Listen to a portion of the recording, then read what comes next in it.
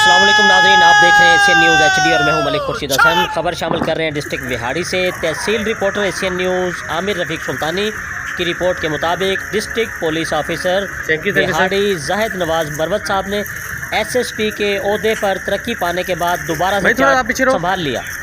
पहले रोज़ दफ्तर आने पर पुलिस के चाको चौबंद दस्ते ने सलामी दी। DPO बिहाड़ी जाहिद नवाज बरवत साहब का कहना था कि मैं बिहाड़ी के शहरियों का शुक्रिया अदा करता हूँ कि मेरी और मेरी फैमिली की खुशियों में शरीक हुए। उन्होंने कहा कि ये वर्दी कौम की अमानत है, आवाम के जान और माल की हिफाजत को यकीनी बनाएंगे। मैं अपनी टीम के हमरा ज़िला भर के लोगों की हिफाजत के लिए हर दम तैयार हूँ। ज़िला बिहाड़ी को बनाने का आज़म है। इस मौका पर पुलिस अफसरान, वकला, ताजरान और सिविल सोसाइटी के लोगों ने DPO बिहाड़ी साहब को फूल पेश किए। DPO जाहिद नवाज बरवत साहब ने पुलिस अफसरान के साथ केक भी काटा।